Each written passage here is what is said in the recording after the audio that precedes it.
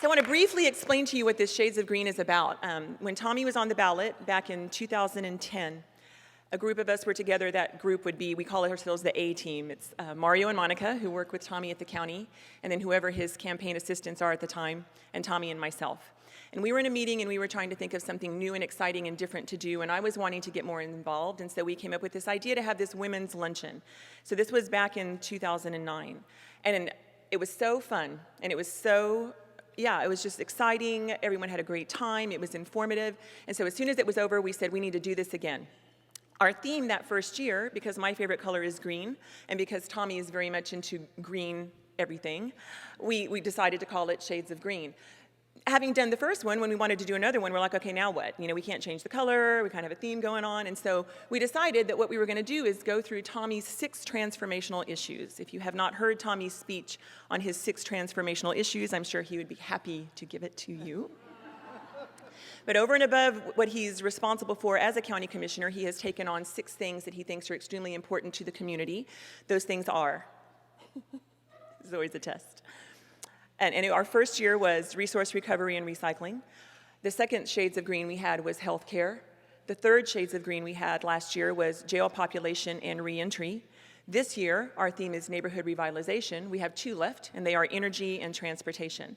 And so now each year, Shades of Green just chooses another one of Tommy's 6 transformational issues. We invite some very special guests that know a lot about our particular topic, and they come and inform us on some ideas about that respective topic. So welcome to Neighborhood Revitalization. This is our 2012 topic. This is an important topic to Tommy, and it's kind of fun. Tommy and I don't see each other a whole lot. But when we're getting ready for a Shades of Green, we schedule some meetings, and we talk about what topic is coming up. And neighborhood revitalization is one of those things that's really important to Tommy because he has never left the neighborhood that he was raised in. When Tommy was born at Santa Rosa Hospital and he went home to 140 Golden Crown.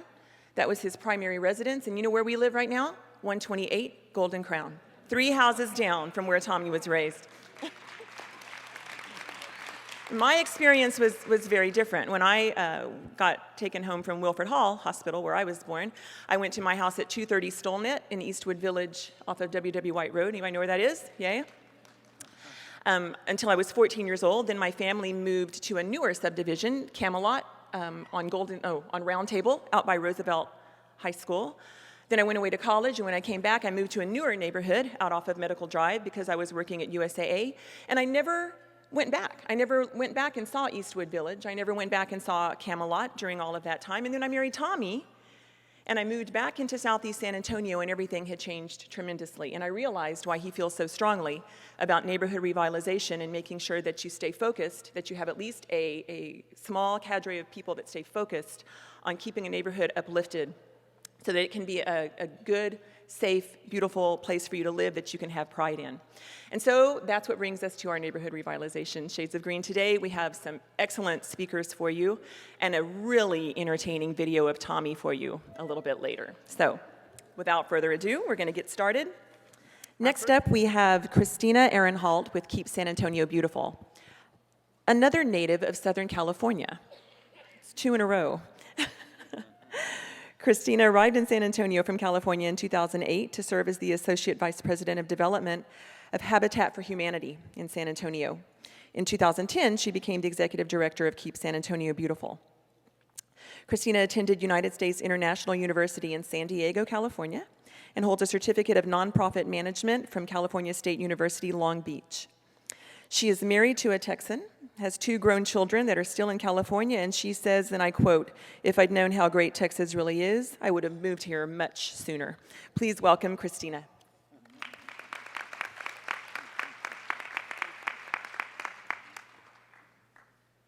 Thank you very much, Karen and Tommy, and I really appreciate the opportunity to be here. Yes, I am from Southern California. Are you from Southern California as well? And a lot of people thought, I was nuts to move to Texas. And, a few years prior to that, I would have said, yeah, you're right. I would never think of living there. I love it here. And I think what is so very exciting is that we in California thought we were so far ahead of the curve with all the environmental issues that we were dealing with and all the awareness that we were promoting and the education and so forth. And here I come to San Antonio, and there is such a strong grassroots effort here to do the right thing and to do it right from the beginning. Yes, you may be a few years behind us in some of the air quality issues and the environmental issues, but I think you're learning from many of California and other states' mistakes, and I'm very happy to be a part of this. So anyway, I was going to say good morning, but it's afternoon already. And again, I'm Christina Aronhalt, and I serve as the Executive Director of Keep San Antonio Beautiful.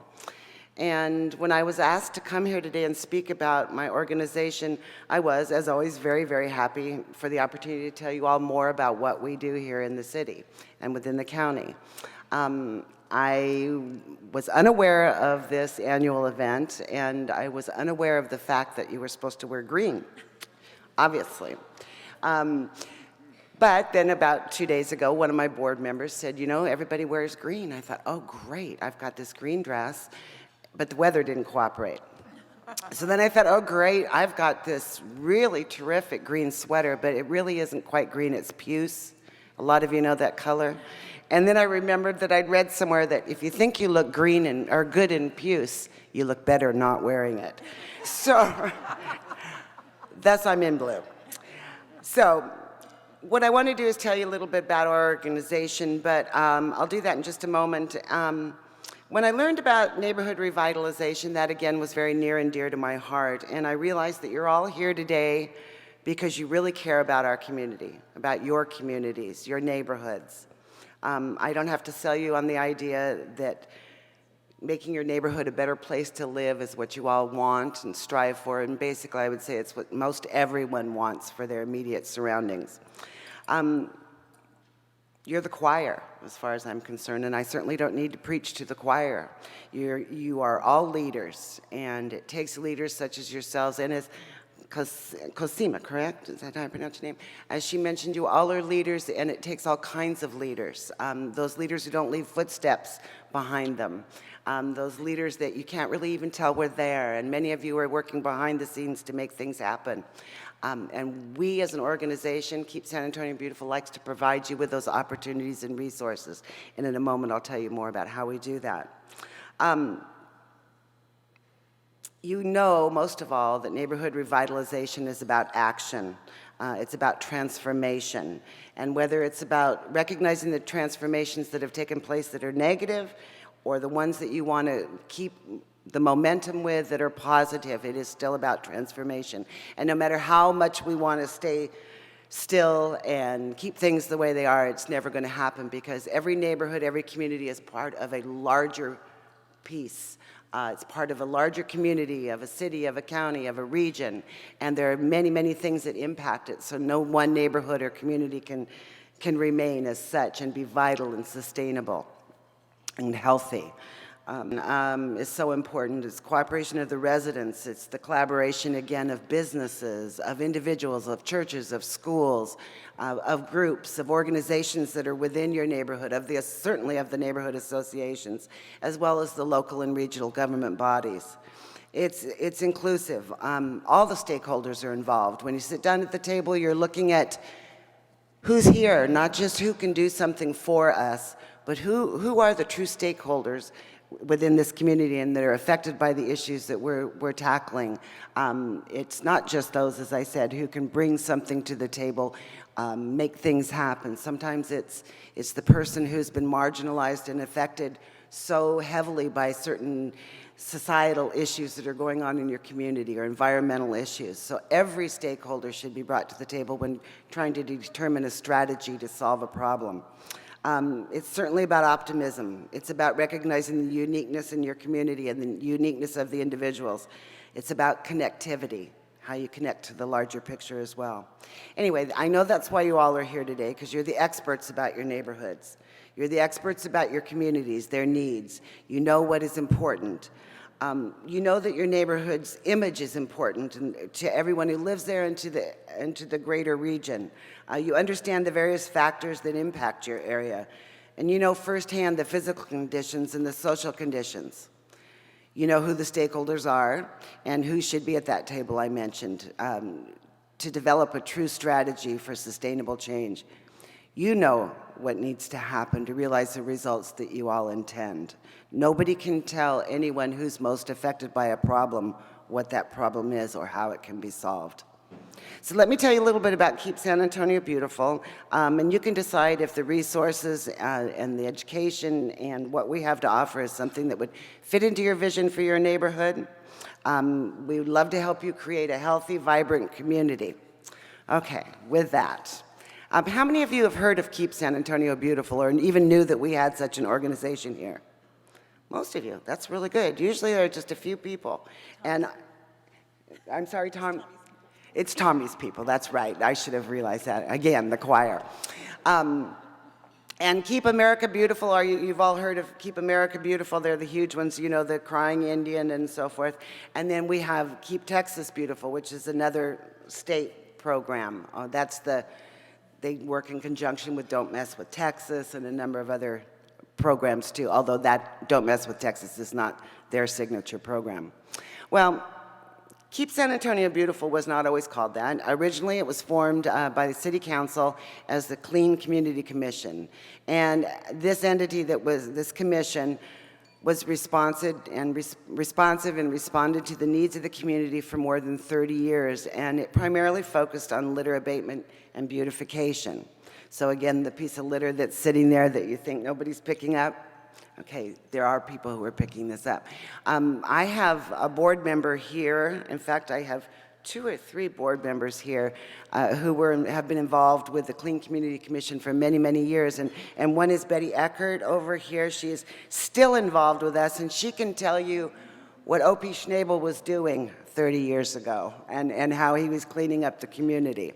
Well, this organization, this commission has evolved over the years. It was charged with the implementation of Keep America programs Keep America Beautiful programs, when that organization started. In fact, I've been told that it was actually the very first Keep America Beautiful affiliate in the country. So you have a lot to be proud of. Texas is first and biggest in a whole lot of things, and here's another one.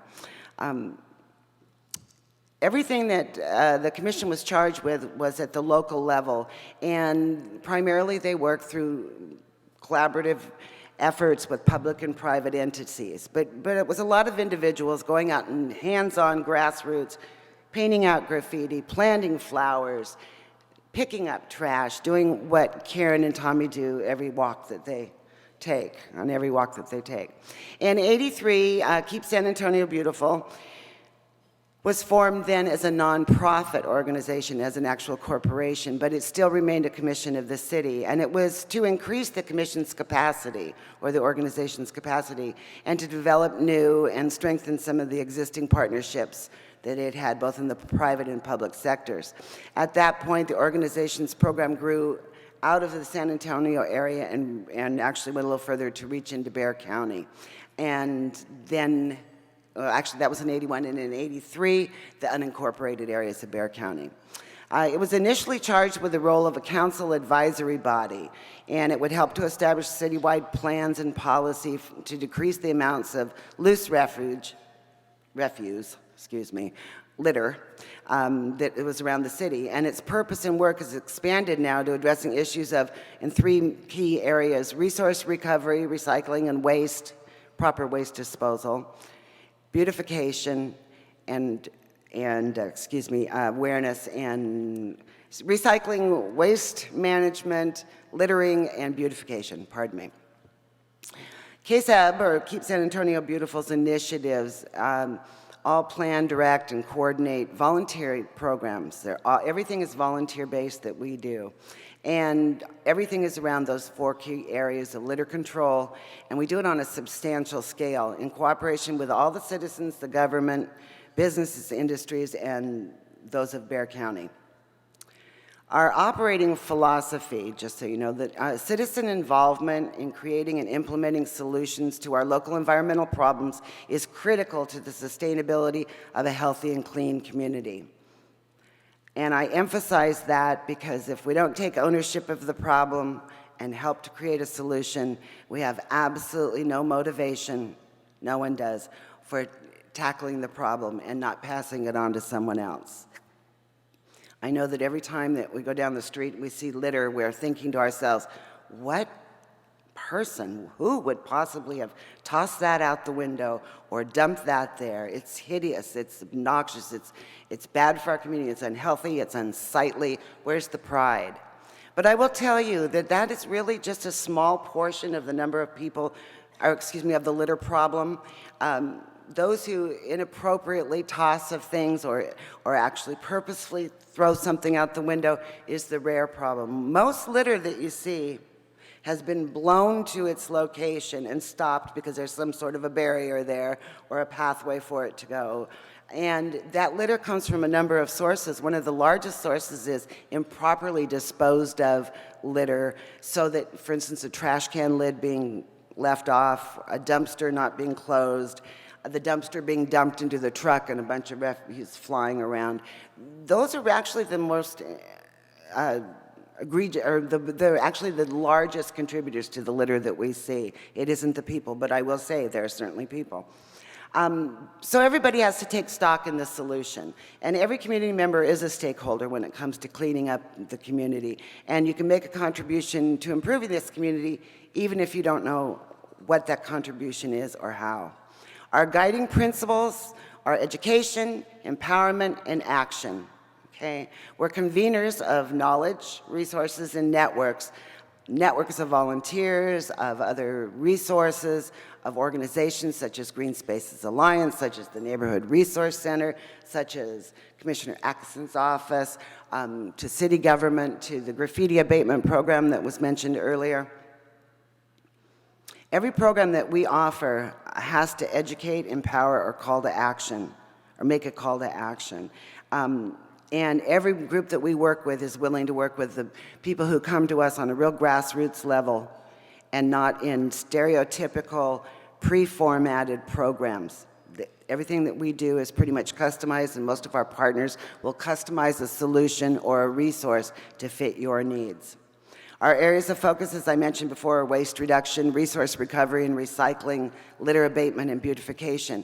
And the methods that we use to engage the public or volunteers can either be one-time or ongoing. I have lots of scout troops who call, and we've got kids working on badges. We've got church groups that are on Easter break or spring break and want to be involved in a one-time program or cleanup. Schools, neighborhood associations, and so forth. Anyone, everyone should. Our education and outreach, we have organized classes and training in some of the very basics of composting. So for an example, your linear park area and the various things that are done where you might need composting for one of your neighborhood gardens, the Green Spaces Alliance has maybe helped you with. We can help you with the composting aspect of it. Okay, teach you how to do some simple backyard composting. We have community events, school fairs. We participate in Earth Day, Texas Recycles Day. And in every one of these venues and events, we educate, we strive to provide resources, we network, and we put out a call to action. Volunteerism is the core of what we do, and we have an eco crew that we are now building. It's a committed pool of volunteers, a pool of individuals and clubs and so forth who can be called upon at any given time to help with large public events and respond to an immediate need. So if we had a major rain event and part of the river was inundated with plastic bags and paper cups or styrofoam cups and so forth, we could put together a response team in that eco crew, not really on a moment's notice, but on very short notice, go down and address the situation and take care of the problem. We have structured programs and, again, the one-time or ongoing programs. And all of our cleanups are targeted to a specific area at a specific point in time. You, again, are the experts, and you know what is needed in your community. You come to us and you say, this is the problem. Can you help us create a solution? Help us put together a network of people and resources to address this problem. And we are happy to help you. We want to be that catalyst for change. Our programs, how many of you have seen the Adopt a Spot program around the city? Not Adopt a Highway, but Adopt a Spot. That is one of our signature programs. And again, I thought this was interesting when I heard about Beacon Hill. Beacon Hill planted all the trees and did this great stuff on these vacant lots, and then Stormwater, Public Works came along and mowed down the trees. Our Adopt a Spot program, had we been involved from the beginning with that, we could have helped mitigate that kind of an issue. And through our program, we can beautify, plant trees, do median adoption, street adoption of public ways. And it's open to any church groups, neighborhood associations, individuals. I have some individuals who adopt a spot anywhere in the city. And unlike Adopt a Highway or the program, you tell us where you want to be. And as long as it meets a certain criteria of public space, then we can certainly help you and do it. I'd like to encourage, in fact, every neighborhood association, every church that's represented here today, every school teacher, every family to consider adopting a spot. And you just need to get a hold of us, and boy, we could have the East Side clean in a New York minute. We also have what we call our Clearstream Lend-A-Bin program. So we've been asked by the City of San Antonio, who we also partner with, to provide recycling containers at all the large events. And if you're familiar with the green ordinance that has now gone into effect for large events that are either on city property or over a certain size and meet certain criteria, that certain efforts need to be made to green that event, one of which is providing recycling opportunities, which is all very well and good, but you've got a public that really doesn't understand how to recycle. So we also can provide volunteers as part of the ECRO crew to not only man those recycle bins that are loaned out for an event, but also to educate the vendors and the event coordinators on recycling and trying to make that as close to a zero waste event as possible. We have a number of things. They all still continue to fall into those three main areas. We partner with private entities, as I said, corporations, businesses, local, small, city and county government. We don't get a lot of funding from any one group at this point, but one of our greatest supporters is Valero.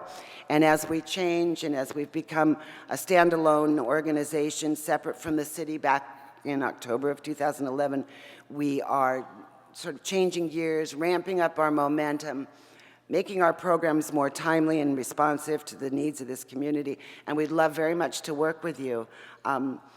We know that we do a good job. We conduct an annual litter survey every day. When people do cleanups, we find out how much they have collected. We keep track of that tonnage. We report that. We know that the number of adopt-a spots are an indicator of who's taking responsibility here in the community. The recycling rate that the city takes care of, the landfill tonnage and diversion all plays a role in what we do, and all are indicators as to our success as well.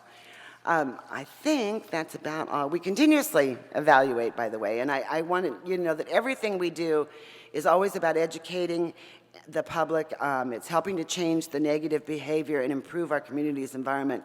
And I encourage you, please, to check us out on our soon-to-be launched new website. It should be in about a week and a half, 2 weeks at the most, or give us a call. And I have some pencils that have our web address and contact information. I'll put them at the front, and when you're leaving, in lieu of a calling card, you take a pencil. Okay, and I thank you very, very much, and I hope to see all of you soon. Thank you, Christina. So she has pencils for you. When I walked into the